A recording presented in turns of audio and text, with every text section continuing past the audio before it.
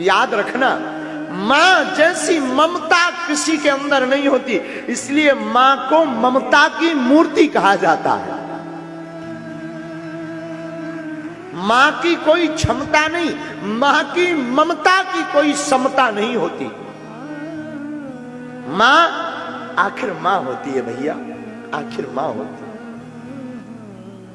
इसलिए हम निवेदन करेंगे, आज की कथा में जितनी बहनें बैठी हैं, मेरे भैया जितने बैठे हैं, भैया बेटा आप दुनिया को दुखी कर देना, पर स्वप्न में भी अपने मां और बाप को दुखी मत करना।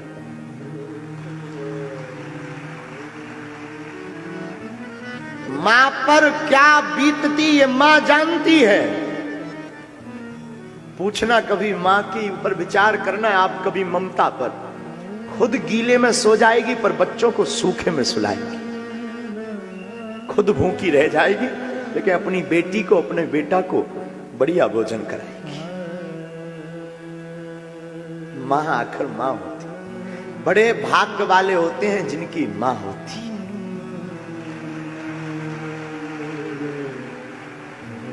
मां कोई साधारण मूर्ति नहीं, मां भैया इस धरती के माता पिता भगवान हैं।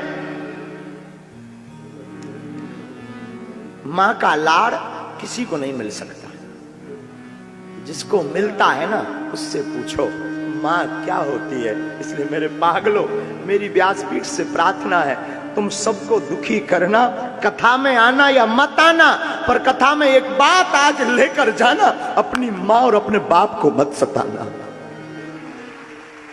सबसे बड़ी पूजा यही है, सबसे बड़ी कथा यही है। बेटा गाली बक दे, ऊट पटांग बोल दे, बेटी गाली बक दे, गलत चल दे, पिता नाराज हो जाएगा, पिता बात नहीं करेगा, लेकिन मां चुपके से भोजन देगी।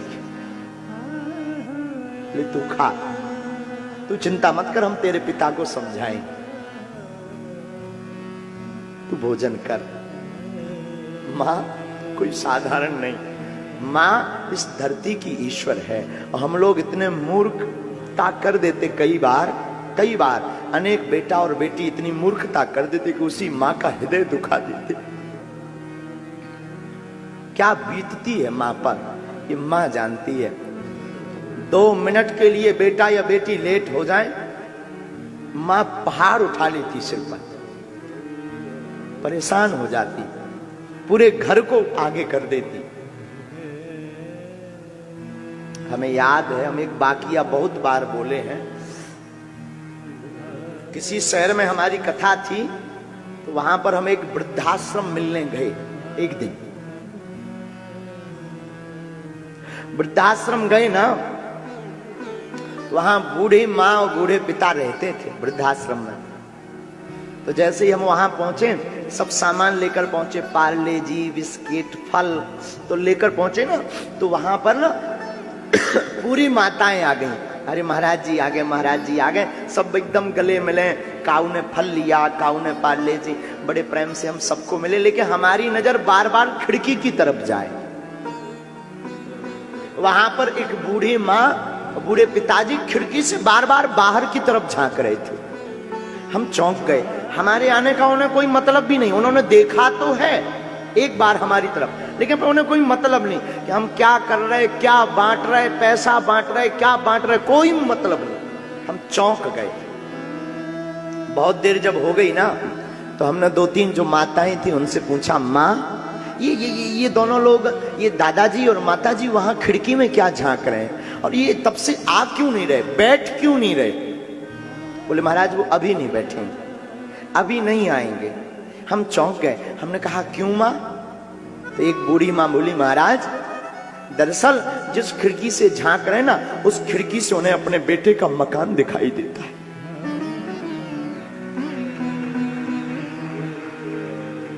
और उनको नाती को देखने की आदत है। उनका नाती स्कूल से जब उतरता है बस से, तो उनके अंदर ललक रहता कि हम अपने नाती को एक बार भर नजर देख लें।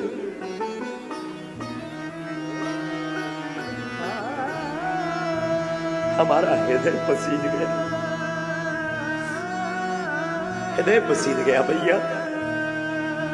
हमारी प्रार्थना है तुम हमको मानना या ना मानना, आज से ही तुम हमको अनफॉलो करना शुरू कर देना, आज से ही तुम कथा में आना बंद कर देना, लेकिन तुम्हें सौगंध है भूल कर भी अपने माँ बाप की अवहेलना मत करना प्यारे।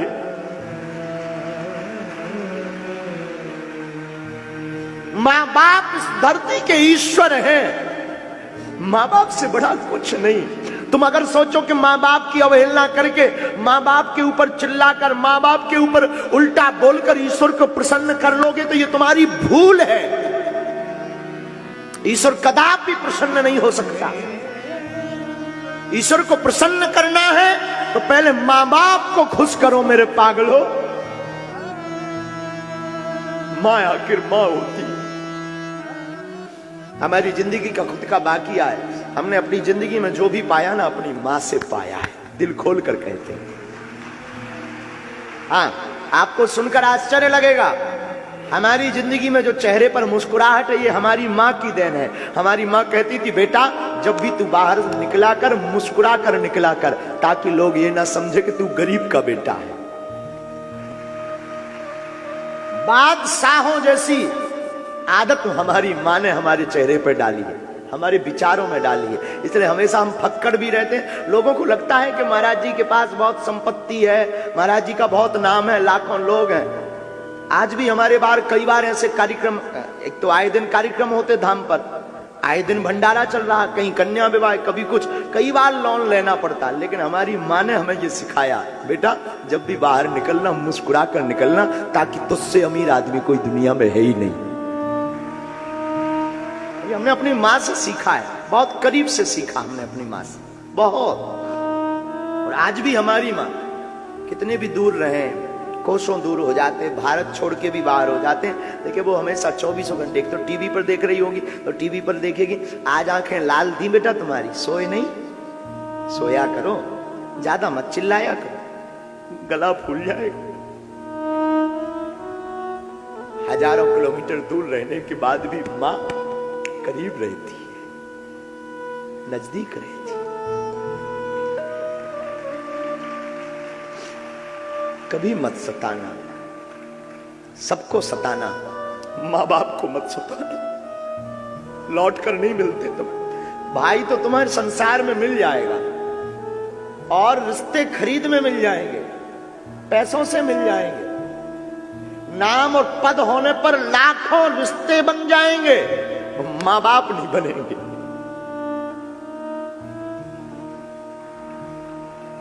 माँ बाप सबको नहीं मिलते भैया। माँ बाप की छाया जिस पर होती है वो दुनिया का सबसे अमीर आदमी होता, सबसे अमीर आदमी होता दुनिया का, सबसे अमीर आदमी।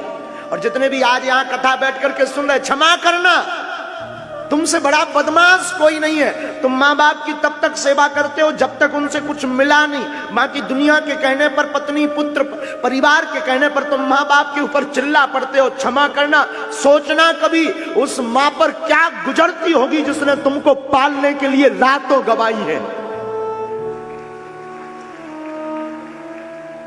क्या बीतती होगी उस माँ पर। यहां सन्यासी परंपरा के भी साधु बैठे हैं, एक आध बैठे ही होंगे हमें भरोसा है, महापुरुष भी बैठे। संत परंपरा में वैसे संतों को किसी को प्रणाम करने का अधिकार नहीं है, पर दंडी सन्यासी को दंड रखकर मां सामने आ जाए तो साष्टांग दंडवत करने का अधिकार है। साधु को किसी को प्रणाम करने का अधिकार नहीं है, लेकिन दंडी सन्यासी जिसने त्रिदंड धारण कर लिया, जो शंकराचार्य की परंपरा का है, उस परंपरा के साधु को भी पिता को प्रणाम कर ना करे तो चलेगा, लेकिन ऐसा संतों ने हमें बताया कि मां सामने आ जाए तो शंकराचार्य की परंपरा के साधु को भी त्रिदंड बगल में रख करके मां को साष्टांग दंडवत प्रणाम करना चाहिए। ये मां की महिमा है कि जो दुनिया से परे हो गया, जिसके अंदर कोई ग्रंथि नहीं, ऐसा साधु भी मां के ऋण से जन्म तक नहीं चूकता। ऋण उसका, मां का कर्जा जिंदगी भर नहीं कोई चुका पाता। मां के कितने उपकार हैं। मां ने 9 माह अपनी कोख में पाला, कष्ट सहे, रातों भर जागी, पीस पीस कर भोजन खिलाया। कितने लोगों की ताने नहीं सुने तुम्हारे लिए, रातों भर मेहनत की, पिता ने रातों भर पानी लगाया, खेती की, ताकि हमारा बेटा पढ़ेगा, बेटी पढ़ेगी तो नाम रोशन करेगी। और आजकल के बच्चे भगवान बचावे।